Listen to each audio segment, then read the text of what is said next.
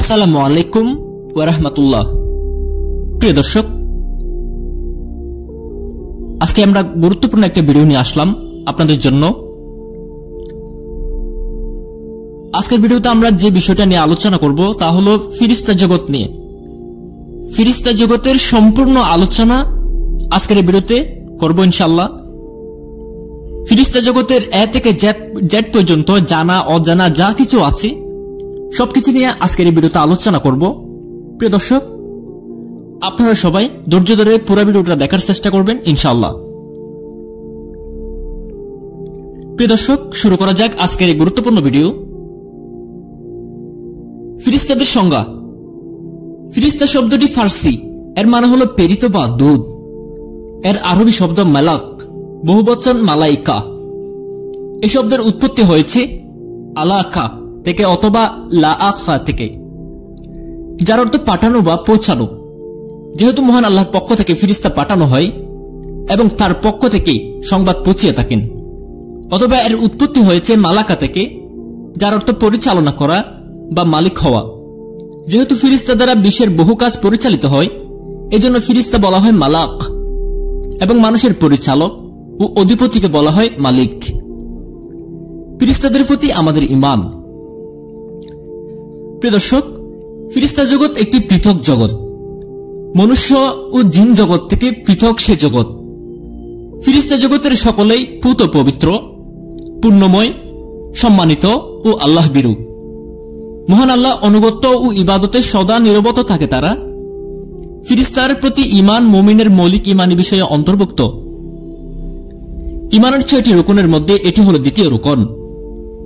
এই রুকনের প্রতি ঈমান ব্যতীত মুমিনের ঈমান শুদ্ধ হতে পারে না। মহান আল্লাহ সুবহানাহু ওয়া তাআলা বলেন, রাসূল তার প্রতি তার প্রতিপালকের পক্ষ থেকে যা অবতীর্ণ করা হয়েছে তাতে সে বিশ্বাস স্থাপন করেছে, এবং বিশ্বাসীগণও সকলে আল্লাহতে তার ফিরিস্তাগণে তার কিতাবসমূহে এবং তার রাসূলগণে বিশ্বাস স্থাপন করেছে। তারা বলে, আমরা তার রাসূলগণের মধ্যে কোনো পার্থক্য করি না। আর তারা বলে, আমরা শুনলাম ও মান্য করলাম, হে আমাদের প্রতিপালক।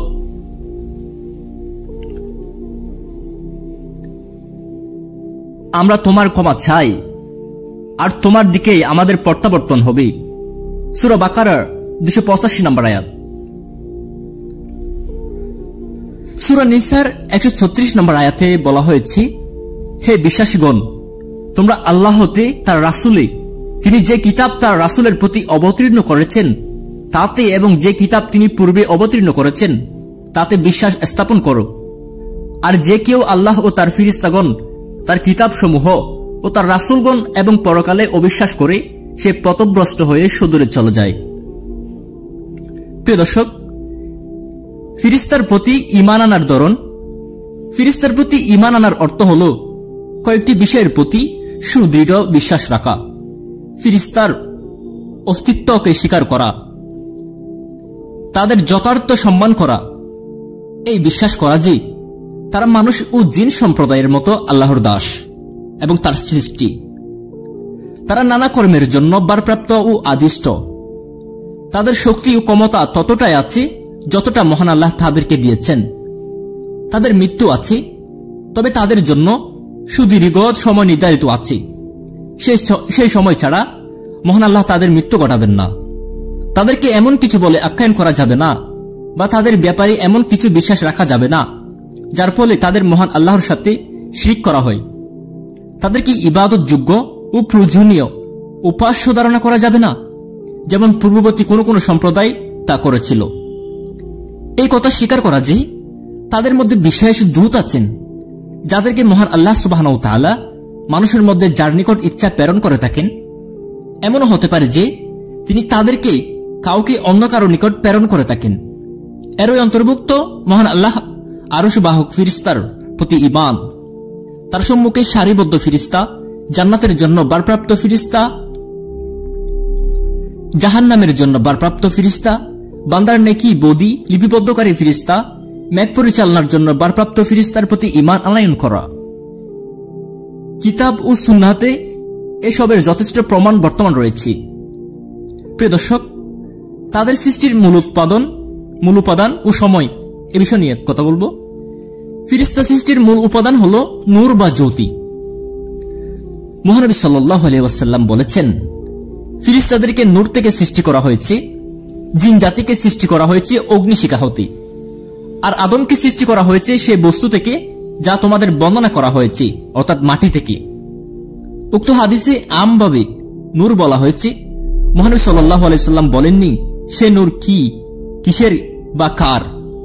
সুতরাং বিনা শক্ত দলিলে সে নূরকে নির্দিষ্ট কোন নূর বলে ধারণা করা যুক্তিযুক্ত নয়।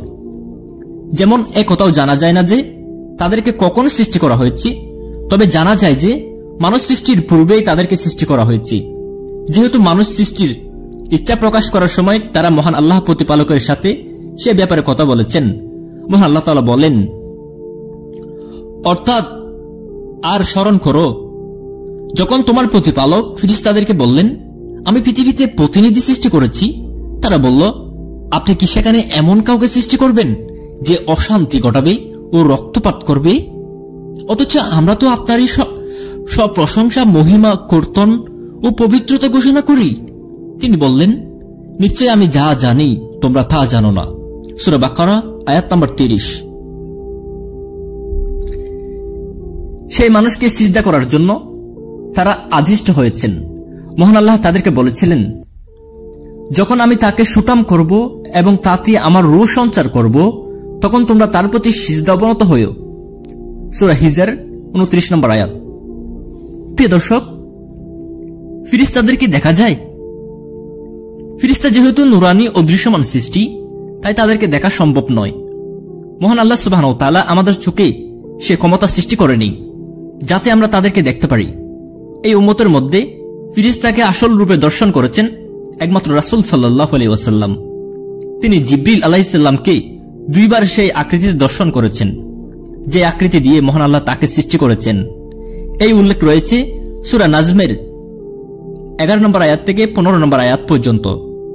অবশ্যই ফিরিস্তারা শরীর ধারণের ক্ষমতা রাখেন, আর সেই অবস্থায় মানুষ তাদেরকে দেখতে পারে। জিবরিল আলাইহিস সালাম সাহাবী দিহআহ কালবের রূপ ধারণ করে আসতেন। নবী সাল্লাল্লাহু আলাইহি ওয়াসাল্লাম সহ সাহাবাগণও তাকে দেখতে পেতেন। যেমন ইব্রাহিম আলাইহিস সালামের নিকট ফিরিস্তা মেহমান বেশে এসেছিলেন এবং তিনি সহ তার সম্প্রদায় তাদেরকে দর্শন করেছিলেন। হাদিসে এসেছে, মুরগও ফিরিস্তা দেখতে পায়। মহানবী সাল্লাল্লাহু আলাইহি ওয়াসাল্লাম বলেছেন, যখন তোমরা মুরগের ডাক শুনবে তখন আল্লাহর নিকট তার অনুগ্রহ প্রার্থনা করো, কারণ সে কোনো ফিরিস্তা দেখেছে।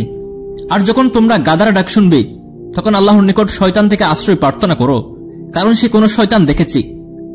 বুখারী শরীফের সহিহ হাদিস। প্রিয় দর্শক, তাদের আকার বিশালতা কি রকম? মহান আল্লাহ কোন কোন ফিরিস্তাকে বিশাল আকারে সৃষ্টি করেছেন। তিনি জাহান্নামের দায়িত্বশীল ফিরিস্তাদের ব্যাপারে বলেছেন, হে মুমিনগণ, তোমরা নিজেদেরকে এবং তোমাদের পরিবার পরিজনকে রক্ষা করো অগ্নি হতে, যার ইন্ধন হবে মানুষ ও পাথর, যাতে নিয়োজিত আছে বিশাল দেহী কঠোর স্বভাব ফিরিস্তাগণ, যারা আল্লাহ যা তাদেরকে আদেশ করেন তা অমান্য করে না এবং তারা যা করতে অধিষ্ঠ হয় তাই করে। সূরা তাহরিম 6 নম্বর আয়াতে। আমরা ফিরিস্তা জিবরিল আলাইহিস সালাম এর আকার বিশালতার ব্যাপারে সবিস্তার জানতে পারি, যেহেতু নবী মুহাম্মদ সাল্লাল্লাহু আলাইহি ওয়াসাল্লাম তাকে 2 বার প্রকৃত রূপে দর্শন করেছিলেন। সে কথা মহান আল্লাহ সুবহানাহু ওয়া তাআলা কোরআনে বলেছেন। অবশ্যই সে তাকে স্পষ্ট দিগন্তে দর্শন করেছেন। সূরা তাকবীর 23 নম্বর আয়াত। নিশ্চয় সে তাকে আরেকবার দেখেছিল সিদরাতুল মুনতাহার নিকট, যার নিকট অবস্থিত জান্নাতুল মাওয়া। সূরা নাজম 13 থেকে 15 নম্বর আয়াতে বলেছেন। মা আয়েশা রাদিয়াল্লাহু তাআলা আনহা বলেন, আল্লাহর কসম, আমি এই দর্শনের ব্যাপারে আল্লাহ রাসূল সাল্লাল্লাহু আলাইহি ওয়াসাল্লামকে জিজ্ঞেস করেছি। তিনি বলেছেন, তিনি হলেন জিবরিল। তাকে ওই 2 বার ছাড়া অন্যবারে তার সৃষ্টিগত আসল রূপে দর্শন করেনি। যখন তিনি আসমানে অবতরণরত ছিলেন, তার বিরাট সৃষ্টির আকৃতি আকাশ পৃথিবীর মধ্যবর্তী স্থানকে ঘিরে রেখেছিল। মুসলিম শরীফের হাদিস। মহান আল্লাহ সুবহানাহু ওয়া তাআলা বলেছেন, অতঃপর সে তার রাসূল সাল্লাল্লাহু আলাইহি ওয়াসাল্লামের নিকটবর্তী হল, অতি নিকটবর্তী। সূরা নাজমের 8 নম্বর আয়াতে। এক বর্ণনায় মা আয়েশা রাদিয়াল্লাহু তাআলা আনহা বলেন, এ ছিলেন জিবরিল আলাইহিস সালাম। তিনি নবী সাল্লাল্লাহু আলাইহি ওয়াসাল্লামের কাছে পুরুষদের বেশে আসতেন, কিন্তু উক্ত সময়ে তিনি নিজ প্রকৃত বেশে এসেছিলেন, ফলে আকাশের দিকা চক্রবাল বন্ধ করে ফেলেছিলেন। মুসলিম শরীফের সহিহ হাদিস। আব্দুল্লাহ ইবনে মাসউদ রাদিয়াল্লাহু তাআলা আনহু বলেন, মুহাম্মদ সাল্লাল্লাহু আলাইহি ওয়াসাল্লাম জিবরিলকে দেখেছেন, তার 600 ডানা রয়েছে। সহিহ বুখারীর হাদিস। তিনি আরো বলেছেন, তিনি সবুজ রেশমি ডানা বিশিষ্ট জিবরিলকে দেখেছেন, দিগন্ত ডেকে রেখেছেন। বুখারী শরীফের হাদিস। আর সেটা ছিল মহান আল্লাহর একটি মহা নিদর্শন। সূরা নাজমের আয়াত নম্বর 18।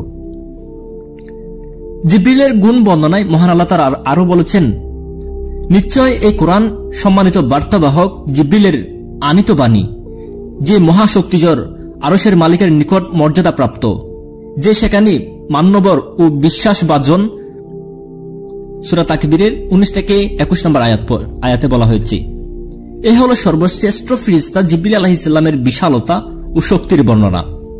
আর এক শ্রেণীর ফিরিস্তার বিশালতার বর্ণনা পাওয়া যায়, আর তারা হলেন মহান আল্লাহর আরশবাহক ফিরিস্তা। তাদের ব্যাপারে মহানবী সাল্লাল্লাহু আলাইহি ওয়াসাল্লাম বলেছেন, আরশ বহনকারী ফিরিস্তা মণ্ডলীর অন্যতম ফিরিস্তা সম্বন্ধে বর্ণনা দিতে আমাকে অনুমতি দেওয়া হয়েছে যে তার কানের লতি থেকে কাঁধ পর্যন্ত মধ্যবর্তী স্থানের দূরত্ব হল 700 বছরের পথ। সুবহানাল্লাহ, আল্লাহু আকবার। আবু দাউদ শরীফের হাদিস।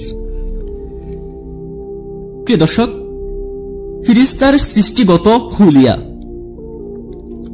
তাদের পক্ষ বা ডানা। ফিরিস্তা মণ্ডলীর ডানা আছে, যেমন মহান আল্লাহ সৃষ্টিকর্তা আমাদেরকে জানিয়েছেন, কারো 2টি, কারো 3টি, কারো 4টি, অথবা কারো থেকেও তার থেকে বেশি ডানা আছে। মহান আল্লাহ সুবহানাহু ওয়া তাআলা বলেছেন, সমস্ত প্রশংসা আকাশমণ্ডলী ও পৃথিবীর সৃষ্টিকর্তা আল্লাহরই, যিনি ফিরিস্তাদেরকে বাণীবাহক করেন, তার 2-2, 3-3 অথবা 4-4 ডানা বিশিষ্ট। তিনি তার সৃষ্টিতে যা ইচ্ছা বৃদ্ধি করে থাকেন। নিশ্চয় আল্লাহ সর্ববিষয়ে শক্তিমান। সূরা ফাতির 1 নম্বর আয়াত। আর পূর্বে উল্লেখিত করা হয়েছে, জিবরিল আলাইহিস সালামের 600 ডানা আছে। সেই ডানার জাপটে জমজম কুয়ার উৎপত্তি। বুখারী শরীফের হাদিস। তাদের রূপ ও সৌন্দর্য। মহান সৃষ্টিকর্তা ফিরিস্তাকে সুন্দর ও সম্মানজনক আকৃতি দিয়ে সৃষ্টি করেছেন। যেমন তিনি জিবরিল সম্বন্ধে বলেছেন, তাকে শিক্ষাদান করে চরম শক্তিশালী ফিরিস্তা জিবরিল সুদর্শন, সে নিজ আকৃতিতে স্থির হয়েছিল। সূরা নাজমের 6 নম্বর আয়াতে বলেছে। ইবনে আব্বাসের মতে জু মিরাহ মানে সুদর্শন। অবশ্য এর অন্য অর্থ করা হয়েছে। এমনিতে লোকমাঝে প্রচলিত সুন্দরকে ফিরিস্তার সাথে ও কুচ্ছিতকে শয়তানের সাথে তুলনা করা হয়। সুন্দর মানুষের জন্য বলা হয়, মানুষ নয়, যেন ফিরিস্তা। যেমন ইউসুফ নবী আলাইহিস সালাম এর রূপ দেখে অভিভূত হয়ে জুলাইখার আহত সমালোচক মহিলারা বলেছিল, মহান আল্লাহ তাআলা বলেছেন, মহিলাটি যখন তাদের চক্রান্তের কথা শুনল, তখন সে তাদেরকে ডেকে পাঠালো এবং একটি বৈঠকের আয়োজন করল। তাদের প্রত্যেককে একটি করে ছুরি দিল এবং তাকে বলল, তাদের সামনে বের হও। অতঃপর তারা যখন তাকে দেখল, তখন তারা তার রূপ ও মাধুর্যে অভিভূত হল এবং নিজেদের হাত কেটে ফেলল। তারা বলল, আল্লাহ পবিত্র, এত মানুষ নয়, এত এক মহিমান্বিত ফেরেশতা। সূরা ইউসুফ 31 নম্বর আয়াতে বলেছে। মানুষের আকৃতি ও ফিরিস্তার আকৃতি কি কাছাকাছি? জবাবে রাসূল সাল্লাল্লাহু আলাইহি ওয়াসাল্লাম বলেছেন, একদা আমার নিকট নবীগণকে পেশ করা হলো। দেখলাম মূসা হালকা দেহ বিশিষ্ট মধ্যম ধরনের পুরুষ, যেন তিনি ইয়ামানের শানুয়াহ গোত্রের লোক। ঈসা বিন মারিয়াম আলাইহিস সালামকে দেখলাম। আমার দেখার মধ্যে সদৃশ্য তার সবচেয়ে বেশি কাছাকাছি ছিল উরওয়াহ বিন মাসউদ। ইব্রাহিম আলাইহিস সালামকে দেখলাম। আমার দেখার মধ্যে সদৃশ্য তার সবচেয়ে বেশি কাছাকাছি ছিল তোমাদের সঙ্গী, উদ্দেশ্য তিনি নিজেই। আর জিবরিল আলাইহিস সালামকে দেখলাম। আমার দেখার মধ্যে সদৃশ্য তার সবচেয়ে বেশি কাছাকাছি ছিল দিহা।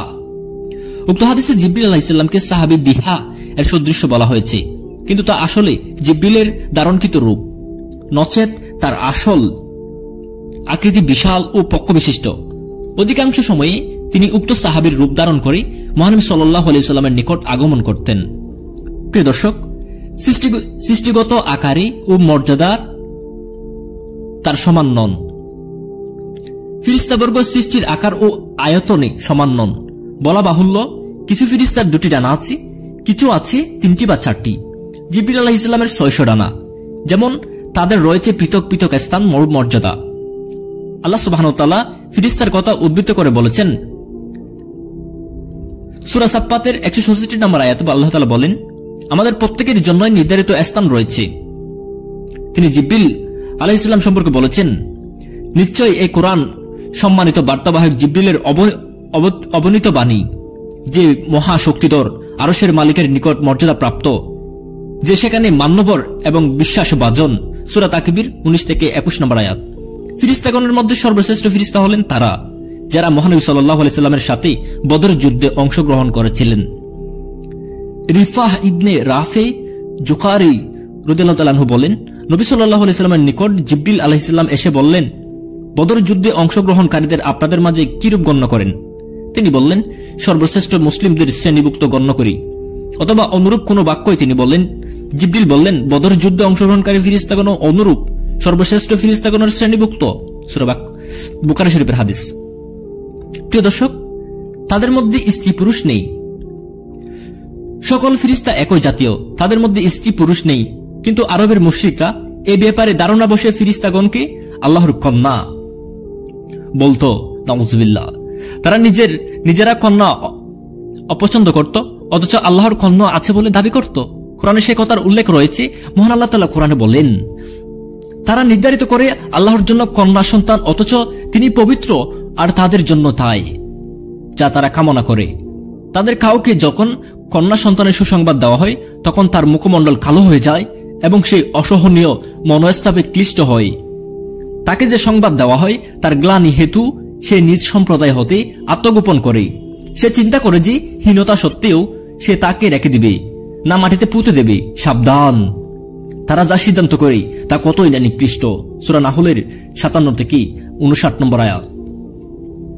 অতঃপর মহান আল্লাহ তাআলা আরো বলেছেন, যা তারা অপছন্দ করে তাই তারা আল্লাহর প্রতি আরোপ করে। তাদের জিহ্বা মিথ্যা বর্ণনা করে বলে, মঙ্গল তাদেরই জন্য। শত সিদ্ধ কথা যে নিশ্চয় তাদের জন্য আছে দুজক, ও তারাই সর্বাগ্রে তাতে নিক্ষিপ্ত হবে। সূরা নাহলের 62 নম্বর আয়াত। ফিরিস্তা আল্লাহর কন্যা, এই কথা তারা আন্দাজে অনুমান করে বলতো, অথচ আল্লাহ সম্বন্ধে এ শ্রেণীর কোন কথা অনুমান ও ধারণা করে বলা কুফরি। মহান আল্লাহ সুবহানাহু ওয়া তাআলা আরো বলেছেন, ওরা তার দাসদের মধ্য হতে কিছুকে তাদের সত্তার অংশ গণ্য করে। মানুষ তো স্পষ্ট অকৃতজ্ঞ। তিনি কি তার সৃষ্টি হতে নিজে কন্যা সন্তান গ্রহণ করেছেন এবং তোমাদের জন্য মনোনীত করেছেন পুত্র সন্তান? ওরা পরম দয়াময় আল্লাহর প্রতি যে কন্যা সন্তান আরোপ করে, ওদের কাউকেও সে কন্যা সন্তানের সংবাদ দেওয়া হলে তারা মুখমণ্ডল কালো হয়ে যায় এবং সে অসহনীয় মনস্তাবে ক্লিষ্ট হয়। ওরা কি আল্লাহর প্রতি এমন সন্তান আরোপ করে যে অলঙ্কারে লালিত পালিত হয় এবং তর্ক বিতর্ক কালে স্পষ্ট যুক্তিদানে অসমর্থ? ওরা দয়াময় আল্লাহ ফিরিস্তাদেরকে নারী বলে স্থির করে। ওরা কি তাদের সৃষ্টির প্রত্যক্ষ করেছিল? ওদের উক্তি লিপিবদ্ধ করা হবে এবং ওদেরকে জিজ্ঞাসা করা হবে। সূরা জুকরুফ 15 থেকে 19 নম্বর আয়াতে বলেছেন। প্রিয় দর্শক, ওদেরকে জিজ্ঞেস করো আল্লাহর জন্য কি কন্যা সন্তান এবং ওদের নিজেদের জন্য পুত্র সন্তান, অথবা ওরা কি উপস্থিত ছিল যখন আমি ফিরিস্তাদেরকে নারী রূপে সৃষ্টি করেছিলাম? দেখো, ওরা মন গড়া কথা বলে। তাকে যখন বলে আল্লাহ সন্তান জন্ম দিয়েছেন, নাউযুবিল্লাহ, নিশ্চয়ই ওরা মিথ্যাবাদী। তিনি কি পুত্র সন্তানের পরিবর্তে কন্যা সন্তান পছন্দ করতেন? তোমাদের কি হয়েছে? তোমাদের এ কেমন সিদ্ধান্ত? তবে কি তোমরা উপদেশ গ্রহণ করবে না? তোমাদের কি সুস্পষ্ট দলিল প্রমাণ আছে? তোমরা সত্যবাদী হলে তোমাদের গ্রন্থ উপস্থিত করো। সূরা সাফফাত 149 থেকে 157 নম্বর আয়াত। এইভাবে বহু মানুষের মর্মমূলে কত শত অমূলক ধারণা বদ্ধমূল হয়ে আছে তা বলার অপেক্ষা রাখে না। দ্বীনি ইলম তথা কোরআন ও সুন্নাহের আলো থেকে যে মানুষ যত সরে যায়, সেই মানুষের মনকে এই শ্রেণীর ভিত্তিহীন আকীদার অন্ধকার আচ্ছন্ন করে ফেলে। ফলে সে কুফরি ও শিরকি বিশ্বাসের অন্ধকারে হাবুডুবে কেটে থাকে। মহান আল্লাহ তাকে ছাড়বেন না। তার কর্মকাণ্ড ও অযৌক্তিক কথাবার্তা লিখে রাখবেন। অতঃপর কাল কিয়ামতের দম্বর মতো তার হিসাব নেবেন, যেহেতু মহান আল্লাহর সম্বন্ধে অনুমানে কোনো মন্তব্য করা মহা অন্যায় ও বিশাল গুনাহ। মহান আল্লাহ সুবহানাহু ওয়া তাআলা বলেন, বলো, আমার প্রতিপালক নিষিদ্ধ করেছেন প্রকাশ্য ও গোপন অশ্লীলতাকে, পাপাচারকে ও অসঙ্গত বিদ্রোহকে, এবং কোনো কিছুকে আল্লাহর অংশী করাকে যার কোনো দলিল তিনি প্রেরণ করেননি, এবং আল্লাহ সম্বন্ধে এমন কিছু বলাকে নিষিদ্ধ করেছেন যে সম্পর্কে তোমাদের কোনো জ্ঞান নেই। অনুরূপ অনুমান প্রসূত একটি কথা আল্লাহ পুত্র আছে। কোরআন মজিদের বিভিন্ন স্থানে সূরা ইখলাসের তিনি তা খণ্ডন করেছেন। এক স্থানে তিনি বলেছেন, তারা বলে আল্লাহ সন্তান গ্রহণ করেছেন, তিনি পবিত্র, তিনি অমুকাপেক্ষী, আকাশমণ্ডলীয় পৃথিবী যা কিছু আছে সবই তারই। এ বিষয়ে তোমাদের কাছে কোনো প্রমাণ নেই। তোমরা কি আল্লাহ সম্বন্ধে এমন কথা বলছো যা তোমাদের জানা নেই? সূরা ইউনূস ৬৮ নম্বর আয়াত। আসলে শয়তানই মানুষকে এই শ্রেণীর অমূলক কথা বলতে অনুপ্রাণিত করে। তাই মহান আল্লাহ তাআলা বলেছেন, অর্থাৎ তোমরা শয়তানের পদাঙ্ক অনুসরণ করো না, নিঃসন্দেহে সে তোমাদের প্রকাশ্য শত্রু। সে তো কেবল তোমাদেরকে মন্দ ও অশ্লীল কার্যের নির্দেশ দেয়, এবং সে চায় যে আল্লাহ সম্বন্ধে যা জানো না তোমরা তা বলো। সূরা বাকারা ১৬৮ থেকে ১৬৯ নম্বর আয়াত। প্রিয় দর্শক, ফেরেশতারা কি পানাহার করেন না?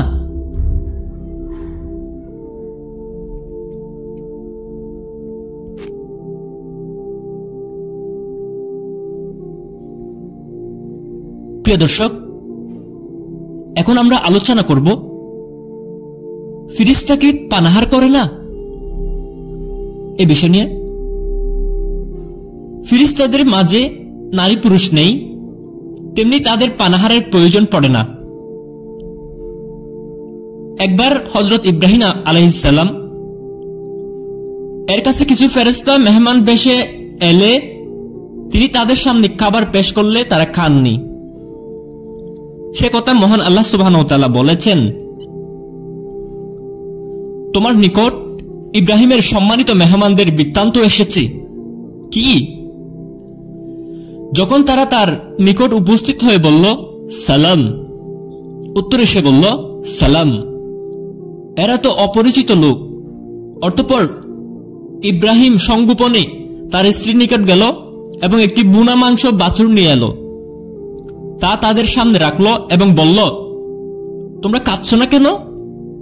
তখন তাদের সম্পর্কে তার মনে ভীতির সঞ্চার হলো। তারা বলল, ভয় পেও না।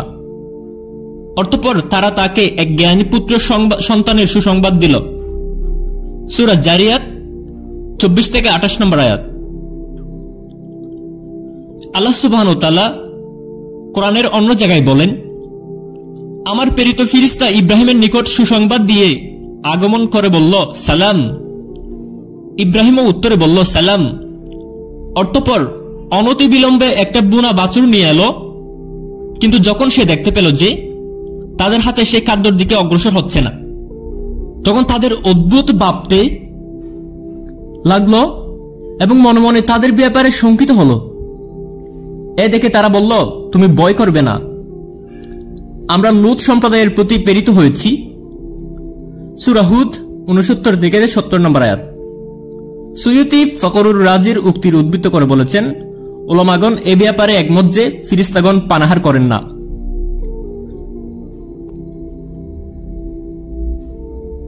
তারা শ্রান্ত ক্লান্ত হন না। ফেরেশতা মণ্ডলী সদা সর্বদা মহান আল্লাহর ইবাদত ও অনুগত্যে মশগুল থাকেন, তার হুকুম তামিল ও আদেশ পালনে তৎপর থাকেন, আর তাতে তারা মানুষের মতো কোনো প্রকারের অলস্য বা দুর্বল ক্লান্তি অনুভব করে না। মহান আল্লাহ সুবহানাহু ওয়া তাআলা কোরআনে বলেন, আকাশমণ্ডলী ও পৃথিবীতে যারা আছে তারা তারই মালিকানাধীন, আর তার সান্নিধ্যে যারা আছে তারা তার উপাসনা করতে অহংকার করে না এবং ক্লান্তিও বোধ করে না। তারা দিবারাত্রি তার পবিত্রতা ও মহিমা ঘোষণা করে, তারা শৈথিল্য করে না, অলসতা দেখায় না। সূরা আম্বিয়া ১৯ এবং ২০ নম্বর আয়াত। উক্ত আয়াতে ভিত্তি করে উলামাগণ বলেন, ফেরেশতাবর্গ ঘুমায় না, তাদের ঘুম আসে না। ওরা অহংকার করলেও যারা তোমার প্রতিপালকের সান্নিধ্যে রয়েছে তারা তো দিনরাত তার পবিত্রতা ও মহিমা ঘোষণা করে এবং তারা ক্লান্তিও বোধ করে না। সূরা হামিম সাজদা 38। ফিরিস্তা বর্গের অবস্থান ক্ষেত্র। অধিকাংশ ফিরিস্তা বর্গের অবস্থান কেন্দ্র হল আকাশ। তারা আকাশে থেকে মহান আল্লাহর অনুগত্য করেন। তিনি বলেছেন, আকাশমণ্ডলী উর্দু দেশে হতে ভেঙে পড়ার উপক্রম হয় এবং ফিরিস্তা তাদের প্রতিপালকের প্রশংসা, পবিত্রতা ও মহিমা ঘোষণা করে এবং পৃথিবীর বাসিন্দার জন্য ক্ষমা প্রার্থনা করে। জেনে রেখো যে নিশ্চয় আল্লাহ সুবহানাহু ওয়া তাআলা তিনি চরম ক্ষমাশীল, পরম দয়ালু। সূরা আশ-শুরা আয়াত নম্বর 5। আবু যার রাদিয়াল্লাহু তাআলা আনহু বলেন, রাসূল সাল্লাল্লাহু আলাইহি ওয়াসাল্লাম বলেছেন, অবশ্যই আমি দেখি যা তোমরা দেখতে পাও না এবং শুনি যা তোমরা শুনতে পাও না। আকাশ কটকট করে শব্দ করে, আর এই শব্দ তার করা সাজি। এতে 4 আঙ্গুল পরিমাণ এমন জায়গা নেই যেখানে কোনো ফিরিস্তা আল্লাহর জন্য সিজদায় নিজ কপাল অবরত রাখেননি। সুবহানাল্লাহ।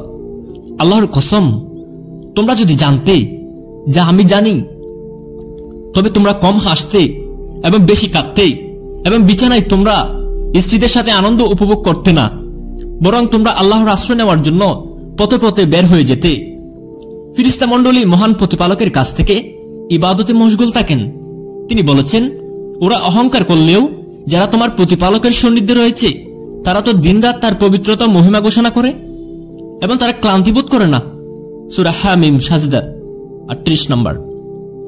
তারা মহান আল্লাহর আদেশক্রমে সেখান হতে পৃথিবীর দিকে অবতরণ করেন। আল্লাহ সুবহানাহু ওয়া তাআলা বলেছেন, জিব্রাইল বলল, আমরা আপনার প্রতিপালকের আদেশ ব্যতি রেখে অবতরণ করি না। আমাদের সম্মুখে পশ্চাতে যা আছে, এই দুইয়ের অন্তর্বর্তী যা আছে তা সবই তারই, আর আপনার প্রতিপালক ভুলবার নন। সূরা মারিয়াম 64 নম্বর আয়াত। বিশেষ সময়ে তারা অবতরণ করেন, যেমন শবে কদরের অবতরণ করেন বিশেষ প্রয়োজনে। মহান আল্লাহ সুবহানাহু ওয়া তাআলা কোরআনে বলেন, মর্যাদাপূর্ণ রাত্রি সহস্র মাস অপেক্ষা উত্তম। ওই রাত্রিতে ফিরিস্তাগণ ও রূহ জিবরিল অবতীর্ণ হয় প্রত্যেক কাজে তাদের প্রতিপালকের অনুমতি ক্রমে, শান্তিময় সে রাত্রি ফজর উদয় হওয়া পর্যন্ত। সূরা কাদর 3 থেকে 5 নম্বর আয়াত। ফিরিস্তাবর্গের সংখ্যা। ফিরিস্তাদের সংখ্যা কত? ফিরিস্তা অসংখ্য সৃষ্টি, তাদের সংখ্যা সৃষ্টিকর্তা ছাড়া অন্য কেউ জানে না। কোরআনে আল্লাহ তাআলা বলেন, তোমার প্রতিপালকের বাহিনী সম্পর্কে একমাত্র তিনিই জানেন। সূরা মুদাশশির 31 নম্বর আয়াত। আল বাইতুল মামুর।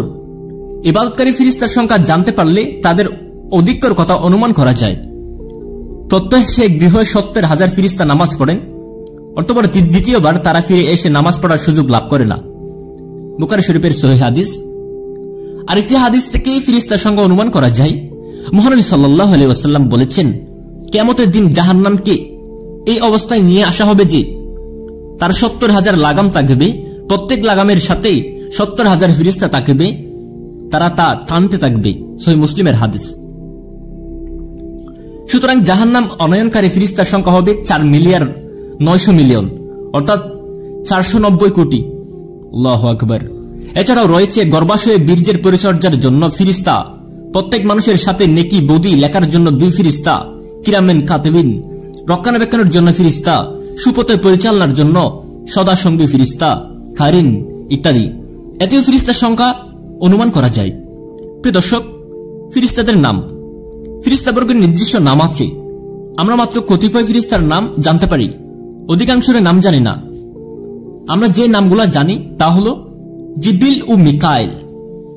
আল কোরআনে উল্লেখ হয়েছে জিব্রিল, মিকাইল বা জিব্রাইল ও মিকাইলের নাম।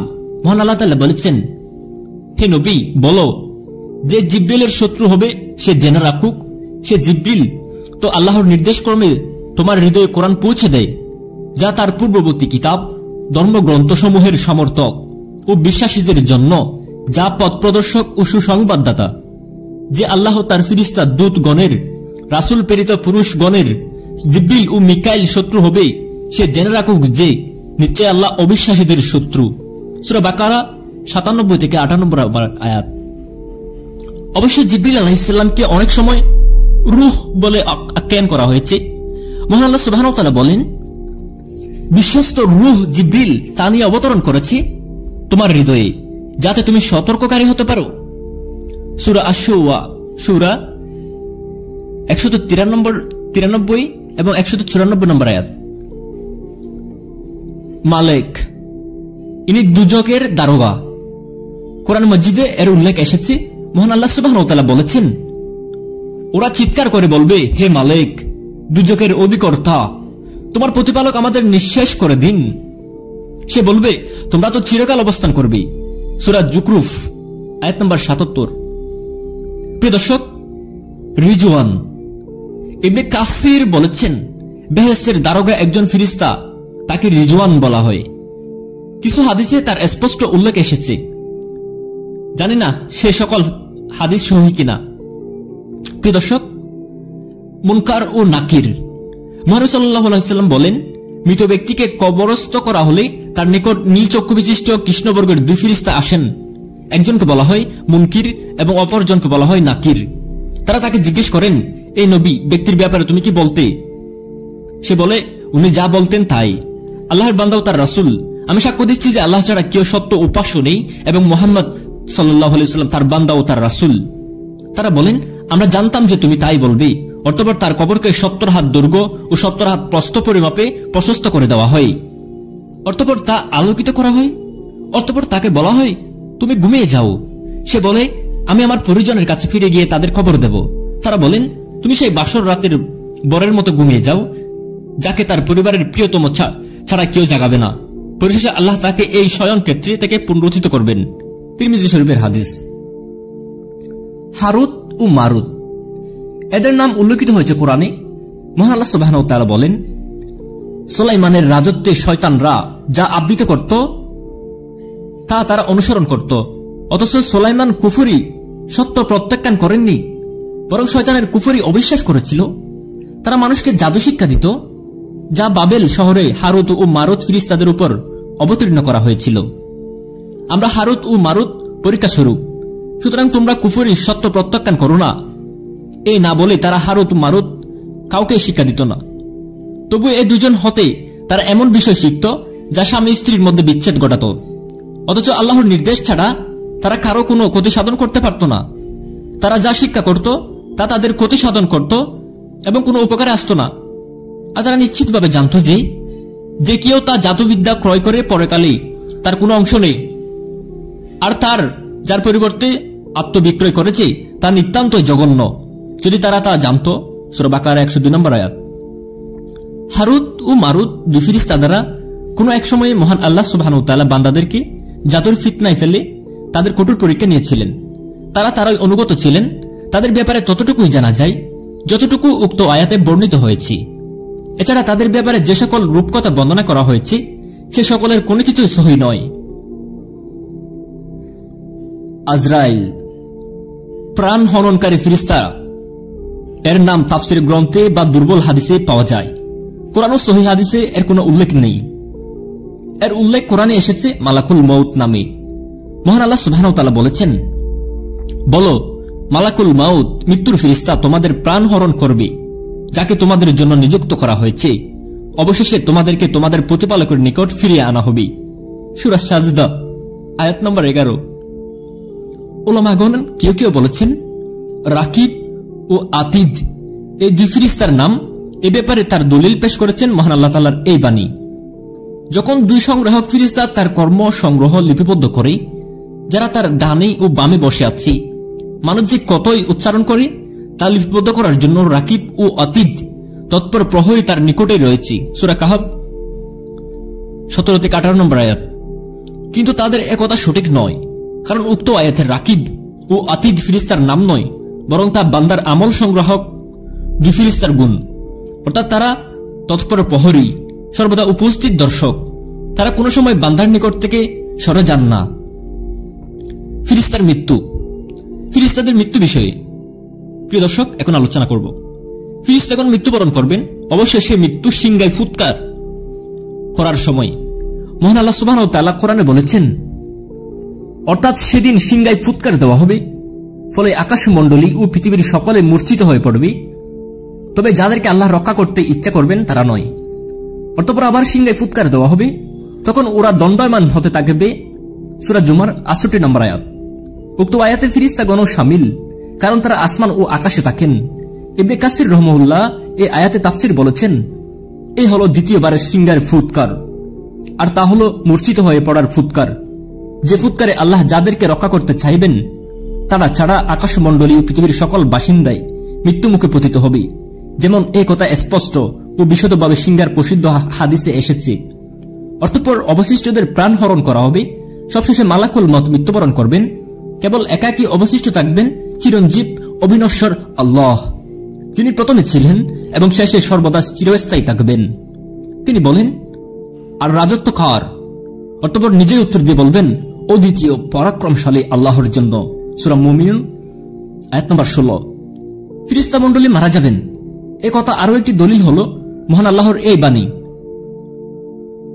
তার মুখমণ্ডল ব্যতীত সমস্ত কিছুই ধ্বংসশীল, বিধান তারই, এবং তার নিকট তোমরা প্রত্যাবর্তিত হবে। সূরা কাসাস আয়াত নম্বর 88। বাকি থাকলো তাদের মধ্যে কেউ কি সিংহায় ফুৎকারের পূর্বে মারা যাবেন? এর উত্তরে আমরা হ্যাঁ না কিছুই বলতে পারি না, কারণ এ ব্যাপারে কোরআন হাদিসে নীরব, কিছুই বলে নাই, তাই আমরাও সে বিষয়ে মুখ খুলতে পারি না। ফিরিস্তাবর্গের চারিত্রিক গুণাবলী। প্রিয় দর্শক, এটা নিয়ে আলোচনা করবো এখন। ফিরিস্তাগণ সম্মানিত ও পূর্ণবান, মহান সৃষ্টিকর্তা তাদেরকে এই গুণ দ্বারা অলঙ্কৃত করেছেন। তিনি কোরআনে কারিমে বলেছেন, কোরআন এমন লিপি কারকদের হস্ত দ্বারা লিপিবদ্ধ যারা সম্মানিত পূর্ণবান ফিরিস্তা। সূরা আবাসা আয়াত নম্বর 15-16। সাফারা মানে লিপিকার বা কাতেব অথবা দূত বা সাফির। ফিরিস্তাগণ সৃষ্টিকর্তা ও মানুষের নবী রাসূলগণের মাঝে দূত। চরিত্রের দিক দিয়ে তারা হলেন সম্মানিত, অর্থাৎ শ্রদ্ধায় এবং বুজুর্গ, আর কর্মের দিক দিয়ে তারা পুণ্যবান ও পবিত্র। এখান থেকে জানা যায় যে কোরআন বহনকারী হাফেজ ও আলেমগণ কেউ চরিত্র এবং কর্মের দিক দিয়ে কিরামিম বারারাহ এর মূর্ত প্রতীক হওয়া উচিত। হাদিসে সাফারাহ শব্দ ফিরিস্তাদের জন্য ব্যবহার হয়েছে। নবী করিম সাল্লাল্লাহু আলাইহি ওয়াসাল্লাম বলেছেন, যে কোরআন পাঠে সুদক্ষ হয় সে কিরামিম বারারাহ এর সাথে, অর্থাৎ সম্মানিত পুণ্যবান ফিরিস্তাগণের সাথে হবে। আর যে কোরআন পাঠ করে কিন্তু কষ্টের সাথে আটকে আটকে পাঠ করে তার জন্য ডাবল সওয়াব রয়েছে। সূরা বুখারীর সহিহ বুখারীর হাদিস। প্রিয় দর্শক, ফিরিস্তাগণকে অন্য এই আয়াতে মুতাহহার বা পবিত্র বলা হয়েছে। মহান আল্লাহ সুবহানাহু ওয়া তাআলা ইরশাদ করেন, নিশ্চয় এটা সম্মানিত কোরআন যা আছে সুরক্ষিত কিতাবে, পুত পবিত্রগণ ব্যতীত অন্য কেউ তা স্পর্শ করে না। সূরা ওয়াকিয়া 78-79 নম্বর আয়াত। প্রিয় দর্শক, ফিরিস্তাবর্গের লজ্জাশীলতা নিয়ে। ফিরিস্তাগণের একটি সদ্গুণ লজ্জাশীলতা। মা আয়েশা রাদিয়াল্লাহু তাআলা আনহা বলেন, একদা রাসূলুল্লাহ সাল্লাল্লাহু আলাইহি ওয়াসাল্লাম আমার বাসায় শুয়েছিলেন। তার পায়ের রোলা বা উরু থেকে কাপড় সরেছিল। ইতিমধ্যে আবু বকর রাদিয়াল্লাহু তাআলা আনহু প্রবেশে অনুমতি চাইলেন। তিনি তাকে অনুমতি দিলেন। তিনি একই অবস্থায় থেকে তার সাথে কথা বললেন। অতঃপর ওমর রাদিয়াল্লাহু তাআলা আনহু প্রবেশের অনুমতি চাইলে তিনি তাকে অনুমতি দিলেন। তিনি একই অবস্থায় থেকে তার সাথে কথা বললেন। অতঃপর উসমান রাদিয়াল্লাহু তাআলা আনহু প্রবেশ অনুমতি চাইলে তিনি তাকে অনুমতি দিলেন, কিন্তু তিনি নিজের কাপড় সোজা করে উঠে বসলেন। সুতরাং তিনি প্রবেশ করে তার সাথে সাথে কথা বললেন। অতঃপর তিনি যখন বের হয়ে চলে গেলেন, তখন আয়েশা রাদিয়াল্লাহু তাআলা আনহা নবী সাল্লাল্লাহু আলাইহি ওয়াসাল্লামকে বললেন, আবু বকর প্রবেশ করলেন, তখন আপনি নড়াচড়া করলেন না এবং তাকে কোনো গুরুত্বই দিলেন না। উমর প্রবেশ করলেন, তখন আপনি নড়াচড়া করলেন না এবং তাকে কোনো গুরুত্বই দিলেন না। কিন্তু উসমান প্রবেশ করলেন, তখন আপনি উঠে বসলেন ও কাপড় সোজা করলেন। কি ব্যাপার? মহানবী হযরত মুহাম্মদ সাল্লাল্লাহু আলাইহি ওয়াসাল্লাম বলেন, অর্থাৎ আমি কি সেই ব্যক্তির কাছে লজ্জাবোধ করব না যে ব্যক্তির কাছে ফিরিস্তা লজ্জাবোধ করেন? আল্লাহু আকবার। মুসলিম শরীফের হাদিস। ফিরিস্তাদের ক্ষমতা, তাদের ক্ষমতা সম্পর্কে কি বলে? তাদের আকৃতি ধারণের ক্ষমতা। মহান আল্লাহ সুবহানাহু ওয়া তাআলা তাদের এই ক্ষমতা দিয়েছেন যে তারা তাদের প্রকৃত আকৃতি ছাড়া অন্য আকৃতি ধারণ করতে পারেন এবং যাকে ইচ্ছা দেখা দিতে পারেন। সুতরাং তিনি জিবরিল আলাইহিস সালামকে প্রেরণ করেছিলেন মারিয়াম আলাইহিস সালামের প্রতি। তিনি মানুষের রূপ ধারণ করে তার কাছে এসেছিলেন। মহান আল্লাহ তাআলা ইরশাদ করেন, হে রাসূল, তুমি এই কিতাবে উল্লেখিত মারিয়ামের কথা বর্ণনা করো, যখন সে তার পরিবার বর্গ হতে পৃথক হয়ে নিরালয় পূর্ব দিকে এক স্থানে আশ্রয় নিল, অতঃপর তাদের হাতেই সে নিজেকে পর্দা করল। অতঃপর আমি তার নিকট আমার রূহ জিবরিলকে পাঠালাম, সে তার নিকট পূর্ণ মানবাকৃতির আত্মপ্রকাশ করল। মারিয়াম বলল, আমি তোমা হতে পরম করুণাময়ের আশ্রয় প্রার্থনা করেছি। তুমি যদি সংযমশীল হও তাহলে আমার নিকট থেকে সরে যাও। সে বলল, আমি তো তোমার প্রতিপালকের প্রেরিত দূত মাত্র, তোমাকে এক পবিত্র পুত্র দান করবার জন্য আমি প্রেরিত হয়েছি। সূরা মারিয়াম 16 থেকে 19 নম্বর আয়াত। যেমন ইব্রাহিম আলাইহিস সালামের কাছে ফিরিস্তা এসেছিল মানুষের বেশ ধারণ করে, তিনি বুঝতে পারেননি যে তারা আসলে ফিরিস্তা। মহান আল্লাহ তাআলা ইরশাদ করেন, আর আমার প্রেরিত ফিরিস্তা ইব্রাহিমের নিকট সুসংবাদ নিয়ে আগমন করে বলল, সালাম। ইব্রাহিম উত্তরে বলল, সালাম।